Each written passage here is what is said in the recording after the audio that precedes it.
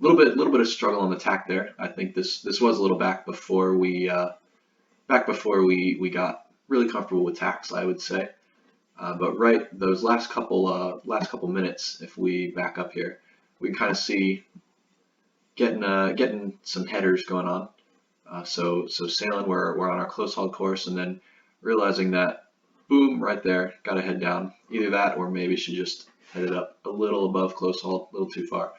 But looking at our crew, we should be now we're moved out, but we should be a little quicker to move. We're working on that slithering. You know, we've talked before, working through that slithering. So we're moving from the seat up to the rail without taking one big movement. We're kind of leaning along our upper body. So almost putting your shoulder to the rail first and then sliding your whole upper body out until you are fully hiked. But that gives you, you can stop at any point there. As if you only need to come part way out, then you know you can go as far out as you need to, or you can go all the way out. But you're not limited to just, do I sit on the seat or on the rail? We have more options. So looking at a few waves here, we've got this little droplet in the center of the screen. A little hard to tell now, but looking at when we see the bigger waves, you know, we can try to kind of steer over them. Moving on to, I think this was Emily and Olivia, same day, same practice. So looking at same conditions, you know, looking at definitely looking at those waves. We're working on keeping our boat flat, but also when we get those bigger waves coming up. Remember, we did say, talking through with the boat whisperer the other day, we did say that we can afford to, you know, drive over that wave a bit and then really use that tiller to make the leeward bow further away, the side of the boat further away from the wind. On this port tack, it's the starboard side, the right side of the boat. We want to keep that half of the bow really connected to the wave. So, you know, right now we're seeing the little ones. We can kind of get over them. Just make sure we've got power in the boat, sail straight, hop over them. But when we get into the bigger waves, like right there, that's when we really could have driven over, really pulled the bow down to make sure that it doesn't fall into the trough behind the wave. It wants to stay connected with the water all the way down. So going over like that big wave there, when we go over those, that's when we can use a bit more aggressive rudder pull towards us to really pull that bow down into the back of the wave. So that was one we kind of see the bit bigger splash from the boat. Kind of watch that go a bit further down. All right, and yeah, I think this was keep rolling through. So there's another big one, right? So that's one we could have steered over. I'm probably confusing Olivia. I'm trying to yell to her that that's the one you want to steer, but she only hears my voice, so she looked back to see what I was talking about. But of course, by looking back, I'd made her not see what I wanted her to see. So anyway, yeah, just keep looking at this, keep focusing on keeping the boat flat. So there we can kind of saw that big tiller movement. That's about the size we're looking for. This is, you know, we talk about the tiller is going to slow you down. It's going to act as a brake, but in this case, you know, the boat falling off the back of a wave is going to affect you a lot more than. All right, moving on to bit of a much calmer day, I would say. I think this is sometime back in the spring last year. So we got Dan and Emily. Looks like our first thing we're looking at here, we got a rabbit start. So we're about to duck behind this sailboat, passing right behind Dan there. So notice how we lean the boat down to the water, even putting that foot down on the leeward rail to really heel that boat over and not have to use so much rudder, so much tiller to turn the boat up to the wind. And then as we come up, notice we trim those sails in. So we kind of look at what sort of breeze we have right now. We got those little ripples on the water. So this is probably sitting around 4 or 5 knots, something like that. But some of the key things we're looking through here, and we got plenty of tacks to watch through, so we can kind of go through a few things at a time. One thing we're kind of watching is watch the angle of the tiller. So we kind of start, you know, we're not going much past the edge of the rail here as we come up into the wind. But once we get into the wind, we see those sails go over. That's the point when we're only going to slow down from there. And so we want to get through that part as quickly as we can.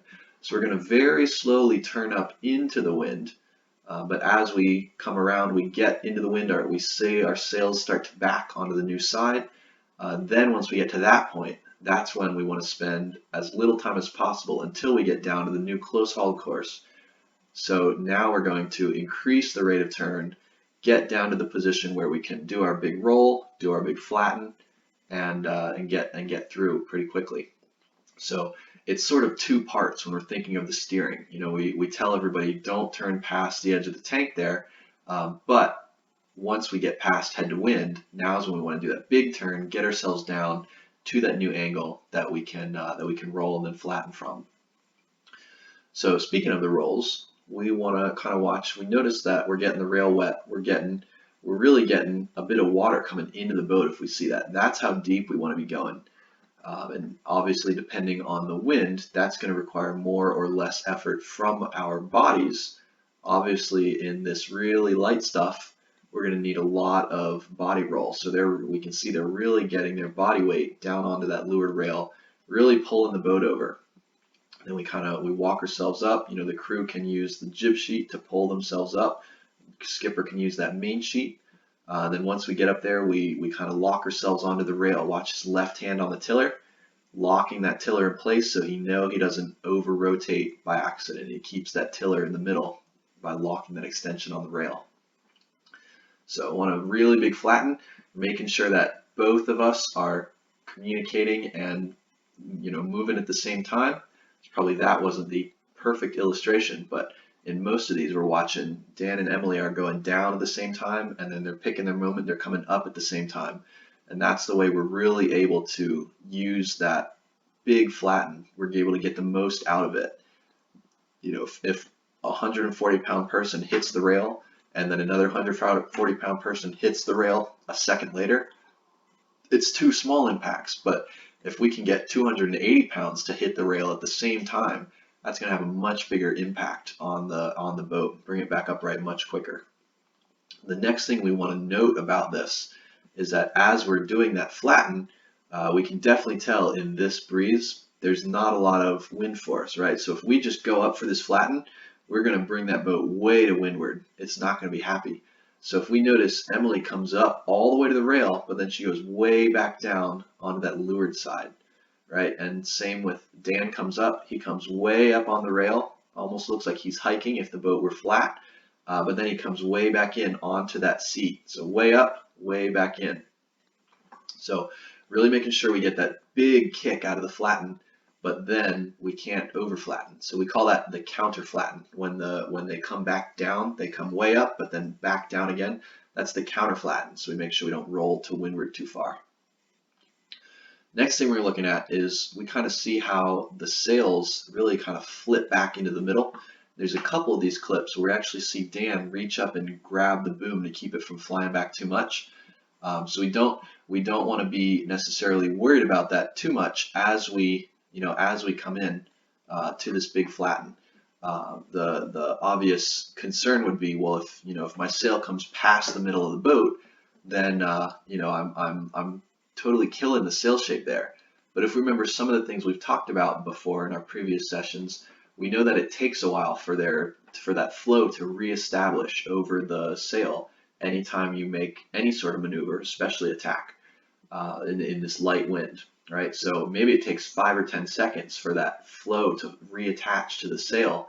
So in that 5 or 10 seconds, we're not really losing anything if we go for a big flatten.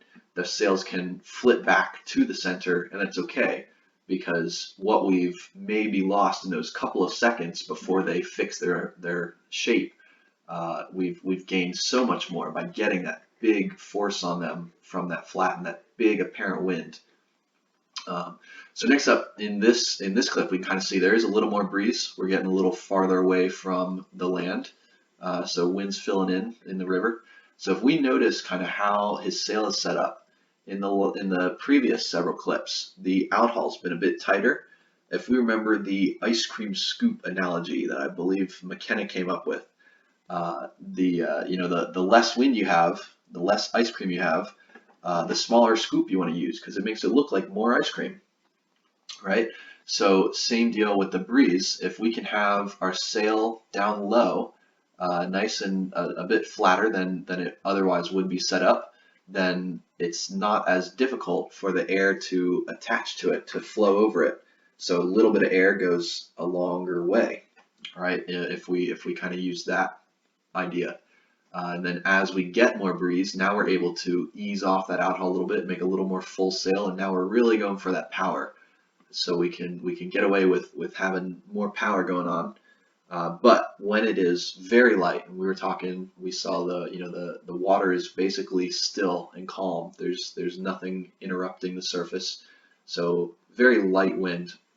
That's when we want to have a little bit of a flatter sail. Up top, we're still looking for that twist going on that we've talked about before. Still twisting the top of that sail because it is a different apparent wind up there. But down near the bottom, we'll have a little bit flatter. So now we can see we're still in that breeze. Dan's actually moved up barely onto the rail. He's no longer stuck in the middle, so we can tell it is a little more breeze. So we're able to have a more full sail. That's another thing we can look at too, is that just like we've talked about with the crew slithering, going up and down on that rail, the skipper can also, they don't have to be either on the seat or on the rail. They can be in a little bit, right? So he's kind of half on, half off. If he needs to scoot up or down, it's very easy to slide down to the seat or slide yourself up onto that rail. And he can basically take, yeah, right there. He didn't even need a hand. He can just use his feet to slowly lower himself down when he realized that he needed a little more weight in. Remember, we're sitting in on that seat so that we can have our head further out, right? If we stay on the rail all the time, we end up leaning our head really far in when we think that we want weight to leeward, and that way we don't get a lot of feel for the boat. The farther away your head is from the center of the boat, the more feel you have for what it's trying to do, for what sort of heel is going on. Let's see what other couple of things we got. So really making sure that we're synchronizing our movements, making sure that we're going down at the same time, going up at the same time, really getting that water coming into the boat, big flatten, coming back in. And then we notice right at the end, we've eased this main as we do the flatten, and then right at the end, he trims back in. So that's the same thing. We're creating that apparent wind from the side. It makes the boat feel like it's lower than close hauled. It's wind. The apparent wind is moving further back, further aft. So we really need to make sure that we are easing that main a bit as we do that roll tack, as we do that big flatten. Then once we get through there, the boat slows down onto its new course, and now it feels like it's close hauled again, right? So now we trim that main back in. So let's watch the next one. We'll watch and see if we get that little trim at the end. Ideally, we're going for that every tack. Boom, right there, coming back in. So those are kind of our big keys. We've got that slow turn and then accelerating the turn afterwards. And then we are going for that big roll, big flatten. Ideally, we're not letting go of the tiller right there. So this is actually an interesting one. If we back up a little bit, we realized that we came out of the tack a little low, or maybe there's a little wind shift. So we stand up, we heel the boat to leeward, right? And then we trim back in.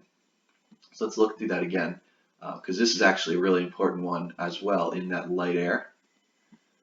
So going through our tack, realize we come low, and then instead of just using the tiller to turn ourselves up to the right angle, we're not trimming that main in when we realize we're low. We didn't trim that main in immediately after the tack. We heeled the boat to make it want to turn up to its new angle. Then once it was at the correct angle for the main to be trimmed in, we did bring it in. So the important thing there is that when we realized we were too low, it meant that the sails were trimmed in too far, right? We went through our tack assuming we were going to come out on close haul. So our sails were in a little too far. So instead of bringing them in, instead of giving that trim on the main like we usually would right after the tack, we made sure that we kept the main where it was, because right now it is trimmed correctly for the low angle we were on. We made the boat want to head up, and then we trimmed back in. If you just trim your main in and then head up, that means you've over trimmed, and the less breeze you have, the more chance there is that you're going to make your sail stall. And like we talked before, it's difficult. It takes time for that flow to reestablish over those sails. So anytime we can avoid the sail from stalling, avoid the flow from coming off, we want to do so. Okay, next up, this is actually one of our summer practices, but we're in 420s. We're sailing upwind, and it's a lighter day. It's probably about 7 or 8 knots of wind, so we're not dealing with the trapeze on the upwind. So this is really just high school sailing. We've got still got our, just looks exactly like we would for sailing our 420s in high school. So the big thing we're looking here is their weight placement together. So they're pretty close. They're a little further back in the boat. And if we actually look at the bow up here, we can see that our boat is kind of bopping up and down a little too much. We want to keep more of a straight line through the water. We don't want to see that knuckle of the bow. We call that little sharp curve, right where it goes from the front to the bottom of the boat. We don't want to have that knuckle coming out of the water. So let's watch this tack. We might look back through this tack a couple times because there's several things we can notice here. One would be when we're looking at these 420s, we still want a lot of roll, just like the FJs. So we really have to get our bodies down on the rail, depending on what the wind strength is like.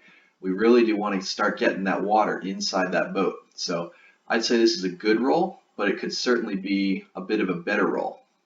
All right.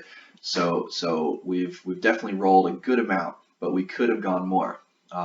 The difference between those FJs and the 420s, like we talked about before, is we could have in the FJ, if we realize we didn't roll enough, we can really pull the boat to us as we come up and we grab that top rail.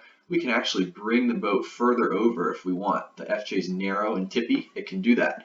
The 420 is wide and flat, and once you start going up here, it's only going to go back to flat. You're not going to be able to pull it more. So the roll you get is the roll that you cause when you're down here. Can't do anything else with it. So they got through that. They probably could have been a little snappier on the flatten actually. But the next thing let's look at is watch the tiller motion. So going into the tack, I think we're okay here. We're just going to the going right to the tank, and then I may sneeze in a second. Sorry if I do. But we see that for a while there, we really hauled that tiller up to the rail. And let's look at why that happened. So as we go through, look where Tyler's holding the extension. He kind of chokes up to the middle of that rod, right? So right now he's holding it on the end of the tiller extension, hands right on the middle. But as he goes up, his hand slides up, and it's holding on the middle of the rod. And because he did that, when he put his hand up on the rail like he is supposed to, his tiller was yanked up there with him. If he had kept the end of the tiller extension in his hand, the end of the extension is at a perfect length that when you grab it up to the rail, that tiller stays in the middle, within an inch or two of the middle of the boat, right? So when we go and lock our hand on the rail, it's doing two things actually. One, it's giving us some stability as we come up and put our body up there. But two, it's helping us lock that tiller into the center of the boat. And because we didn't do that, we ended up oversteering a bit. We hauled that rudder up to this side, and it made that boat steer down a lot further than it had to. So if we pay attention the next couple seconds, he's going to have to head up a whole lot more. We can see that tiller going down to leeward, heading himself up back to close haul. So if we'd been able to keep that tiller centered through that tack as we were flattening, through the flatten, we would have been able to not oversteer. The next thing is just taking a look at what's the hand switch like. So we've seen there's kind of two ways we can do this. One is we can do the real quick switch behind our back of the main sheet and the tiller. We're watching Dan do that in the last clips. Tyler is usually a sit down and then switch kind of guy, which can also work for you just fine. It's more about figuring out what you're more comfortable with, which one gives you more control. I think we see most people doing the switch during the tack, but certainly you can get to a point where doing that switch afterwards is just fine. as long as we are holding on to the end of that tiller extension, right? So same thing here. If we actually look right now, Connor and Tyler are a little more separated than they were on the last tack. Connor's moved just a little forwards, so Tyler's basically where he was before. But I think this has given their boat a little more stability if we watch. We're not bouncing quite as much as we were. I would say we still have a little work to do though. I would say Connor still wants to move. It may even just be 6 more inches toward the front of the boat, and it'll keep that knuckle of the bow from hopping out again. If we remember, there's 2 ways that our bow might be coming out of the water. One is if we're planing, and this breeze we can see, we're only just sitting on the rail. This is not enough wind that our boat will start planing. So if our bow comes out of the water, it means it's because our stern is too low. So our stern's digging in, we're slowing ourselves down. So it's in the 420s we actually have to stay, up forward. We have to keep that bow in the water a lot longer than we would think from hearing about how much they can plane upwind. They can only do that in enough breeze, and we definitely don't have enough breeze right now. So just making sure that that boat stays in a straight line. We can see we've got this bow bouncing. We're seeing daylight under it. So we really don't want that to be happening. We want to keep that nice and smooth, straight, cutting through these little waves. These are not big enough to be.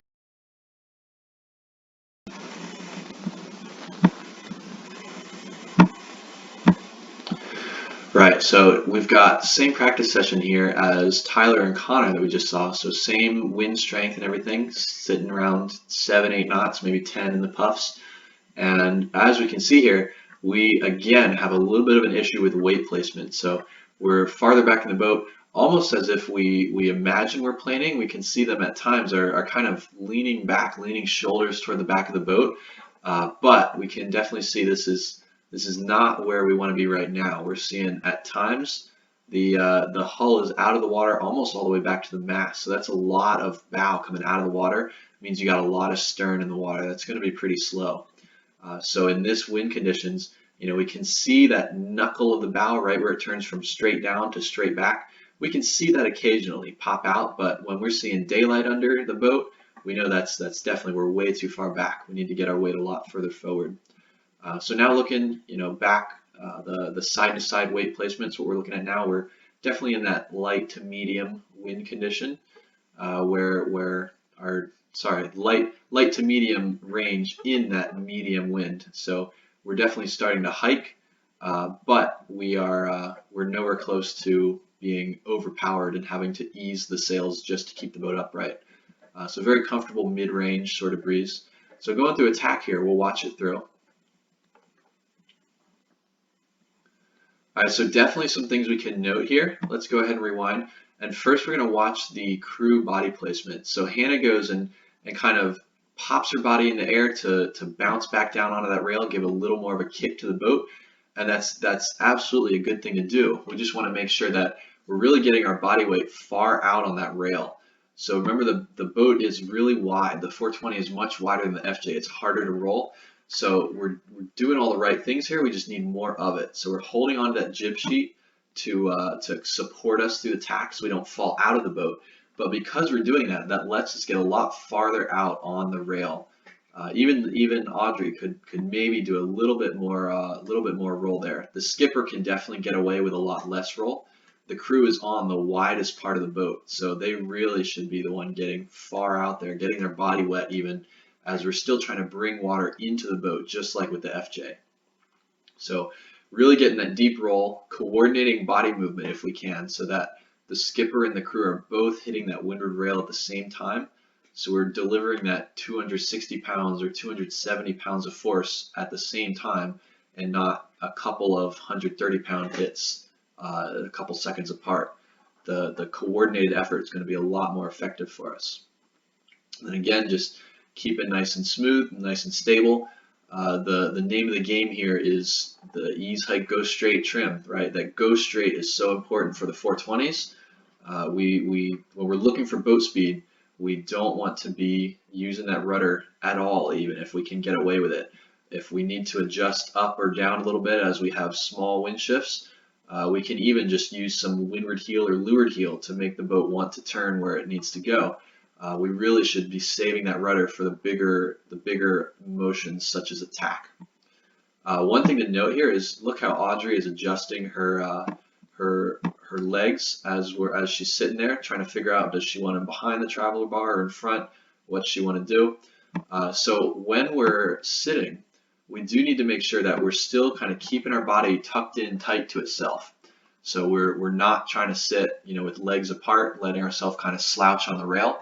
That's when we're going to end up kind of being a little sloppy, if that makes sense. So any little motion that the boat has is not going to be helped by our body following it and slopping around. So we want to keep our legs still nice and tight together, knees together, even if we're legs on either side of the traveler bar. That way we're kind of keeping our core engaged, keeping our body nice and rigid, so that any motion of the boat is not amplified by our body following it. As far as weight placement, we could note that we have fixed that a lot over what we had on the last tack.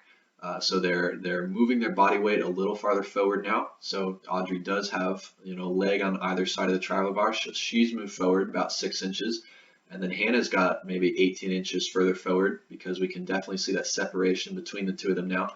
And if we watch the motion again, I'd say we could still even go a little further forward. Maybe we're seeing that knuckle a little bit out of the water, but much better than on the other tack. Our motion is mostly forward now. We're not seeing as much bouncing up and down, so we're doing a lot better in that respect.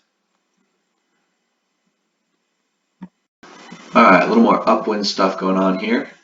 So it looks like we have Lock and Claire here. So we have a little breezier day. We got some waves to deal with. So going through a tack here.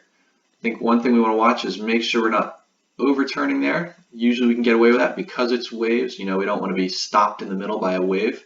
But if we go back and look at the body movement through here, so we get up there, we're getting onto a rail, but if we notice we're several seconds out of the tack and we're just now starting to come back to flat, right? So we want to make sure that as we come through that tack, that we really pull that boat down, get it nice and flat. So that may require a little less roll in the beginning if it's breezier, so the wind is doing more work for us.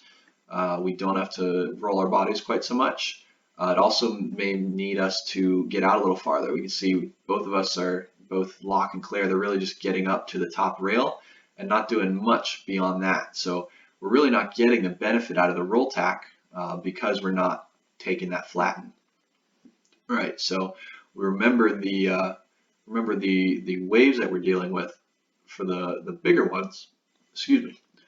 For the bigger ones, we're definitely looking to drive over them, and in order to drive over them, we do want to have a bit of a heel going on.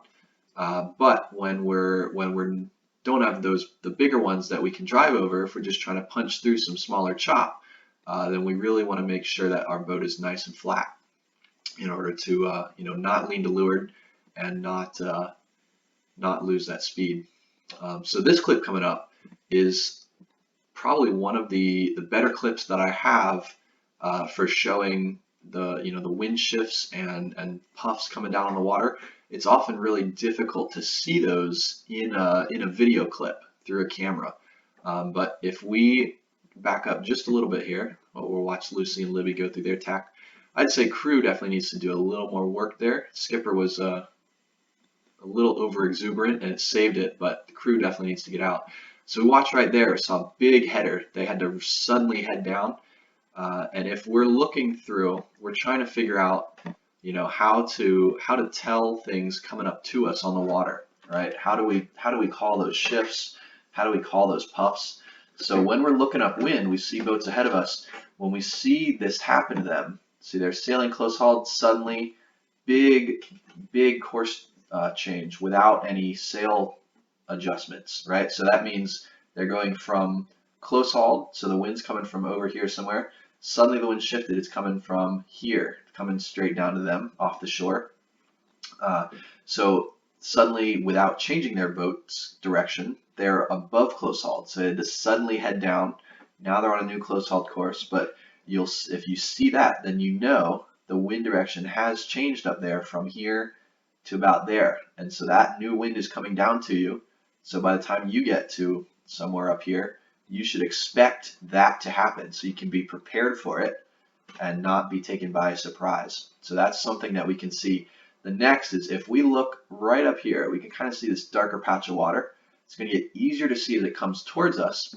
But as we're watching this approach this boat, notice how Olivia and Braden are really sitting in right now, and probably more than usual in this particular moment because they have just been above close haul. Their boat would have really rolled to windward towards them.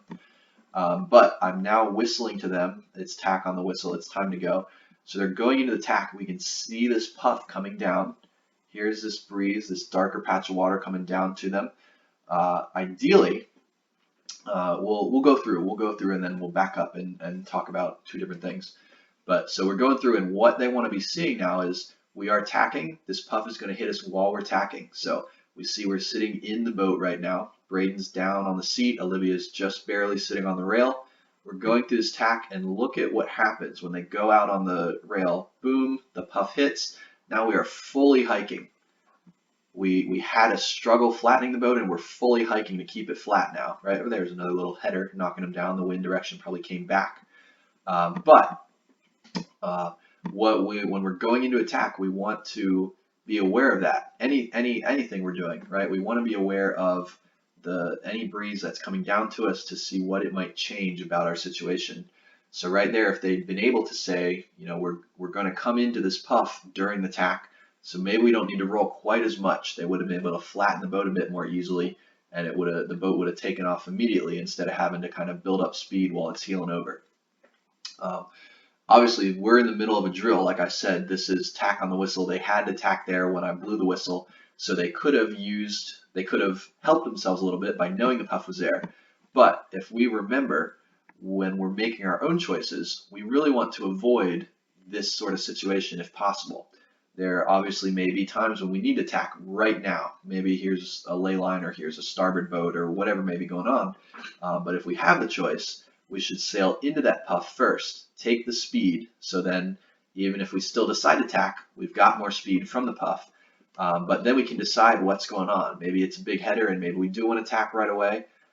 Maybe it actually gives us a little bit of a lift. Maybe it's still just straight down, right?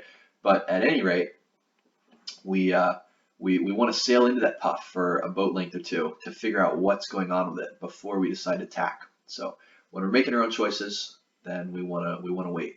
Obviously, they were in a drill. They had to go right there, but they could have used a little information, help themselves out. So after that, we are still working, keeping the boat flat. Almost enough breeze that the boat can kind of start planing. So maybe they're sitting a little further back, but either way, we want to keep the boat nice and flat from side to side. So here we got, looks like Dan and Audrey in a 420, and I think in the next clip we'll see that's Tyler and Hannah off to the left. But going through those tacks, we want to make sure again that we're really coordinating the two of us as we go through. We're the roll, the flatten there, and don't want to drop our main sheet, but coordinating as we go down, as we come up, we want to get that big flatten. This one right here is really interesting because we're in our circle drill, as anybody who's been to any of our practices would recognize. We've got we're kind of doing a hot dog shape, so this is basically a 180 turn right here. So you won't see all the ways the best tacks or jibes going on because it's a much sharper turn than we would normally do in a race. But I thought it was interesting to point out, we watched this FJ kind of turning around. Next we're going to see a couple 420s come in, and it really shows a difference in the ability of the 420 to really turn on a dime when you need to. All right, so we're kind of sliding through our turn on this FJ, then going through on a 420, and then somebody else is going to come in and hop themselves right in there. And look at how that turn goes on. Like, that was quite literally just spinning around the centerboard. And that's mostly because of what the design of the boat looks like underwater, right? So FJ is a nice rounded hull underneath the water, little kind of a small rudder. 420 has got a much bigger rudder, and the boat is really flat on the bottom. So when you need to, you can come in, maybe you're coming into a leeward mark, maybe you're trying to do a circle for a foul, but when you need to, you can really spin that boat around and take a spin on a dime. So if you're, if you're coming into a leeward rounding and you weren't able to get that nice wide and tight, maybe there was somebody, and it was obviously foul. He did a spin, but maybe maybe there's somebody on your outside not letting you get that wide and tight rounding you wanted. So if you're sitting in a 420, you can do definitely a tight and tight rounding, keep anybody from hopping up above you. All right, so this drill we've got is we're coming upwind. We started with a rabbit start, get everybody coming upwind at the same time. It's from around that motorboat coming up here to my boat. But if we look at everybody, this is definitely a breezier day. We can definitely be sitting further back. We got skipper crew nice and tight together, a little further back in the boat. When we see the bow coming out now, it's because our boat is planing. So really the whole boat is a little higher up in the water, right? We're skimming across the top. And we're watching on these tacks. We're still doing a deep roll and a deep flatten. We're coordinating our body movement, but we don't need to do quite as much of a physical roll. We see they just kind of sit on the rail. We do have to do a really big flatten. Next, then we got these guys coming in. Tyler and Hannah realize they're above the ley line, so they head down a little bit, ease sails off a little bit, and just taking all that extra speed. We can see how fast they're moving. It's really anytime where we're coming in above the ley line and we have overstood a little bit, especially in the 420s, really take that advantage and move with that extra speed. All right, same practice. Here's the rabbit start that actually begins that drill. So looking at a few things about these rabbits, right? So one is we really do want to try to be closer together. I think we've got one boat here is off on their own. We've got 3 more right here in a group, and then there's another further up. But we really want to be all in a line. It's really boat number 1 and boat number 4 are the only ones that kind of fulfilled the purpose of the drill, right? They started decently close to each other, and whether we're doing wind sprints or going into tack on the whistle or tack pack, it's all dependent on our boats being close together. See, Steven has had to sail 10, 15 seconds away to get to Tyler. So if we were to zoom this back a little, there's another couple things we can look at. One of them being, as we come in here, we've got number 5 ends up starting right below number 1.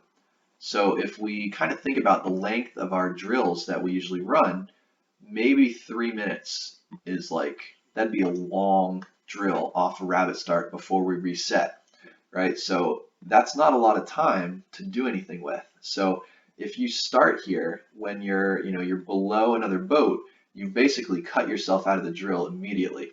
So a better option here for number 5, as he's sitting right here, slow up and kind of start behind number 4 in line, just like 1's here, then 4 is behind 1, 5 could have been behind 4. They would all have been able to round, head upwind in a clean lane. They would all have been in the drill, but unfortunately number 5 was just out immediately. I think, and then again, trying to start close together. So we know that the 420s can move. Well, somebody's just a little farther behind, but the 420s can move well. So boat number 3 could have been scooting down to catch up to 4 and 1 and start a little closer together. So now we've got 2 boats out here. There's 3 boats over there. There's 1 way out on the right, and nobody's really connected. All right, moving on. We got one more thing to look at here as far as this this particular practice day. So again, the same drill. We're coming upwind on the windward mark. Still that nice breeze. We're starting to be able to plane. So we are sitting a little farther back. It is really important in this kind of wind. I would say we're kind of on the border of when we can and can't plane. So we need to really make sure that we can tell if we come off the plane, because if you're not planing and you're sitting that far back, as we saw in the couple clips before, then you're really going to be slowing yourself down, right? So we need to understand when that's happening. We need to move our body weight further forward, get the boat up to speed, then maybe we can start planing it and shift back. But we're not going to be able to start planing if we're sitting further back without, if we've got that stern sunk into the water, it's not going to pick up and start planing. So we have to level the boat out first. So I think that's definitely one of the harder things for people to really pick up when they're first getting into 420s, having learned on FJs. just that moving the body weight around is really important to get the boat up to speed in certain conditions. All right, look in here if we back up. When right now we have boat 2 and boat 3 are both ahead of boat 1 coming out on starboard, but boat 3 realizes that as they come up to myself as the windward mark, they are not going to be able to tack right at the mark, or they will foul boat 1. If they tack right at the mark, boat 1 will run right into them, and because 1 is on starboard and Tyler and number 3 would be the one initiating the tack, it'd be his foul, right? So instead of trying to do that and having to spin and getting behind, he's going to cross all the way past number 1, and he's going to tack afterwards. And that way, yes, he's given up a little distance to boat 1. If this were a race, they're now both starting to go downwind. But by doing that, he hasn't put him in a situation where he fouls. So he does go by, right? And then as he tacks, actually in this situation, because I can hear the yelling going on, he actually tacked a little too deeply. He rolled too much, and his mast actually came and hit Dan's mast, hit number 1's mast. So that is one thing you want to make sure if you're tacking close to somebody, you do want to watch where your mast is going, because it will swing in quite a big arc if you're getting a good roll. All right, that's it for this. Okay, so this guy, we are in the creek on very flat water, definitely lighter breeze than the last couple clips we've seen. Back in FJs, so we got Dan and Audrey in the boat here, and we've got really good placement right now. I'd say Audrey's up sitting backwards. We're under the boom vang, moves up a little bit as we see a little puff going on, and Dan is sitting in the boat. He's got himself. He's cocked his body toward the front of the boat, so his legs are right up against that seat. We can see here where the main sheet blocks are. His body is nearly in front of them, right? So that means he's really scooting himself further forward. He's up on the rail, but moving his body forward. So you do have to twist your body a little bit to do this, right? You've got to be able to look forward, but your legs are pointing, further back in the boat. So it's definitely something to get used to. But it's really important to have that weight forward in the boat. So we can see here, we've got the bow in the water enough that kind of the bottom of that number is touching the water. That's kind of where we want to be sitting. We can almost see there's just a nice smooth line here. The mast is straight up in the air. And we can even see on the back of the boat, we've got kind of that curve of that stern is coming out of the water. So all of this area right here is out of the water. We're getting rid of all that friction, versus putting, maybe an inch more of this narrow, thin bow down deeper in the water. That's a lot less friction to deal with. So really making sure that we keep that bow in. Also, if we remember another thing that, pulling that more wetted surface forward, doing that, we're going to change our center of lateral resistance. If you remember, that's kind of everything working underneath the water, so whether it's our centerboard or the hull.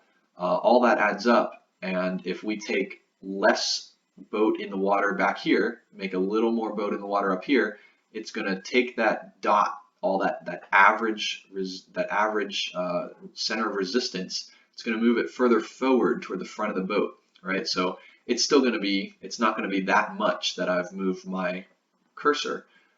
It's still going to be somewhere on the centerboard, right? Because that's most of the resistance. So centerboard's maybe right here under the water, but it's going to move it a little further forward on that centerboard, which means that when we look up and find the center of effort of the sails, if we take all the force on this whole sail and all the force on this jib, and we averaged it down to one point in space, it'd be sitting somewhere around here, right? Because the main is a lot bigger than the jib, so it's going to be somewhere on the main.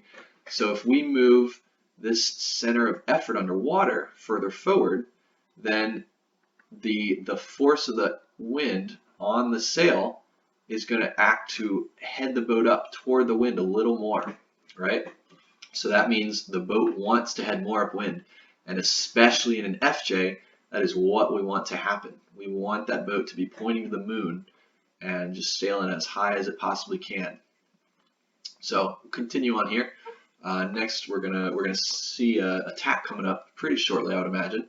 But as we go into it, this is kind of light medium breeze. We're in that medium wind range. where we're on the rail somewhere, but we're not, we're nowhere close to hiking. So big roll, big flatten, and look at how much that boat is just slammed down to flat again. That's actually a really good tack to watch. So coming up there, they both come up same time, slam that boat down, and you can see how it accelerates out of that tack. And they realize that they're a little past that ley line, so they are leaving those sails a little further out, right? So that's actually, this is a good image to see as well, right? So if we're coming into the starboard ley line, if we're coming in on port tack, we're trying to figure out where we need to tack to get onto that starboard ley line. We see a boat that looks like this with its sails eased, and they're not luffing, right? They're fully powered up, but they're eased out beyond the edge of the boat. So we know that this boat is sailing below close hauled, which means if they're pointing directly at the mark, they are above their ley line. And so we know that if we're a boat coming in here, we're behind this boat, we can tack before they did. So maybe we can tack right here. And depending on how far ahead of us they are, they might still be ahead of us, but we've certainly eaten up a lot of distance on them because we're going a lot less distance. Or in a situation where we were close together, then us tacking onto the ley line sooner may even mean we pass them, despite them having been ahead of us going upwind.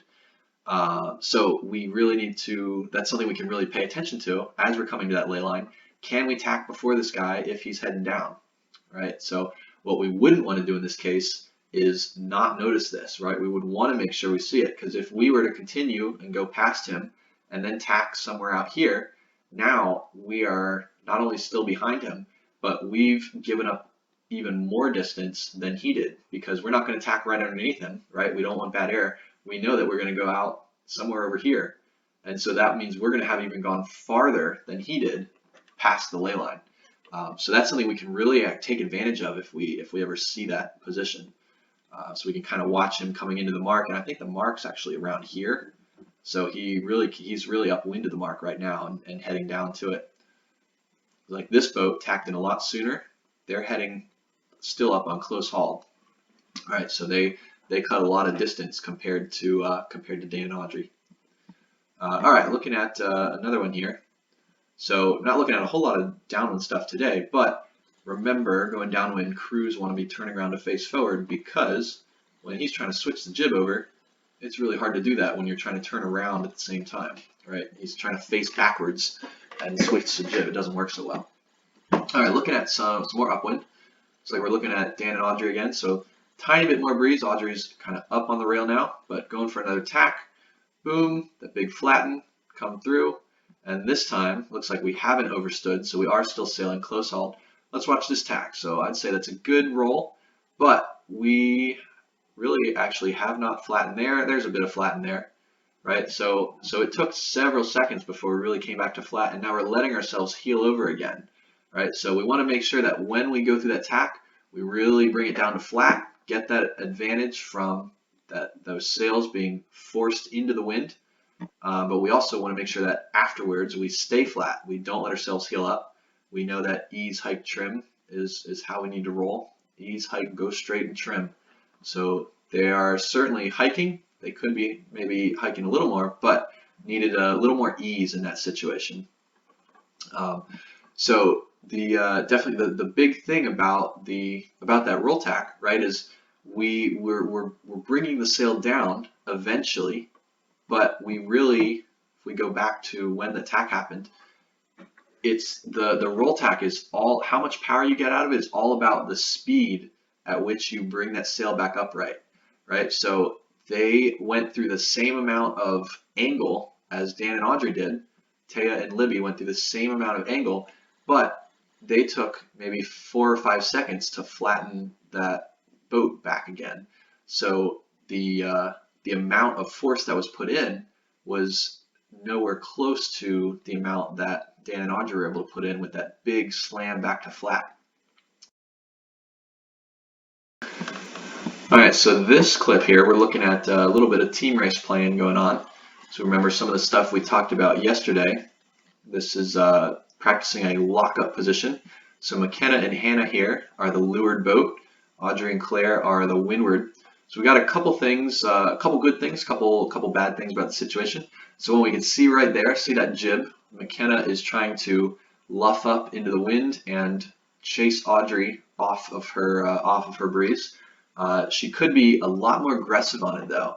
So she's trying a couple times, but is mostly just kind of sitting here and taking what's coming to her. So we can be a lot more aggressive. We can really be heading up into the wind, bringing ourselves to a dead stop, because probably if this boat with Audrey and Claire are forcing us to go to the right, it's probably because Audrey and Claire want us to go right and McKenna and Hannah do not want to go right. So we should be doing as much as we can to fix the situation. So a couple of things we're seeing Audrey do, we're easing sails, we're sitting right here, right on their wind, far enough away that we are able to avoid here. We see they're luffing up again, trying to force us away.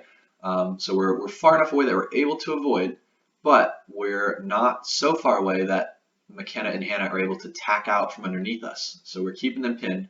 So that's good. We're in a good spot. But when we're doing this, we want to focus more on the jib. The jib is really good at driving us forward, and the main is really good at giving us power to steer. So when we ease the main out like we're seeing happen, we're actually not losing as much of our forward driving force, right? So in a little bit, we can kind of see it happening now. We're slowly moving forward on this boat, but that jib, because we're not luffing it, is really just slowly pulling us out from over top. So despite all Audrey's doing to ease her main, the jib is still giving a lot of driving force, and we've now just about let McKenna and Hannah slide out from behind us and tack away. Now, if we kind of look at this, we need to make a decision, right? We're kind of sitting here dead, almost in irons, and we've let McKenna and Hannah tack away. Now we're going to go for our attack, but we're kind of stuck. See, we're really sculling ourselves through the tack. We're going to come down and do our roll, do our flatten, but by the time this has all happened, they've got well enough away, and if we were to follow this clip through, that we don't need to, you'll just have to take my word for it, McKenna and Hannah are clear ahead of them and end up being ahead around the next mark. So when we lose them, we've got to make our decision. Do we keep going right? Do we tack and stay on top of them?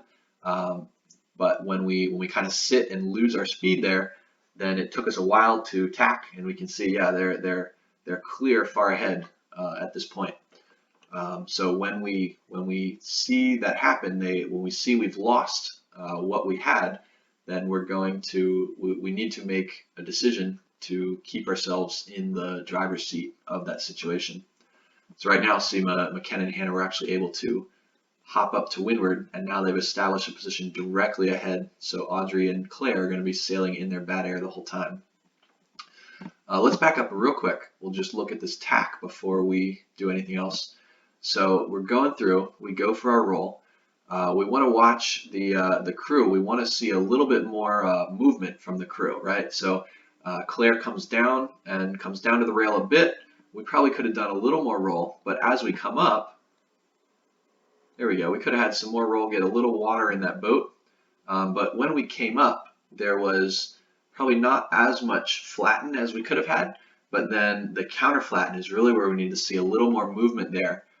Needs to come down really all the way down to the leeward rail again, because we saw Audrey had to kind of jump into the middle of the boat to avoid over rotating. So we get that nice big main pump, but Audrey had to jump in the middle, and while it may kind of work, it's definitely not an ideal move. So I think that's all we need from this particular clip. So we'll just keep recording while we finish things out. But that's hopefully a good overview of some different sailing to windward things that we may encounter. So we've looked at a whole bunch of different wind strengths, from light to medium to really some heavy breeze too. A couple different boats. We looked at some FJ handling, some 420 handling, and looked at a little bit of team racing as well. So next video we have, we'll be looking at all the same sorts of stuff, just with some downwind sailing. So it should be good.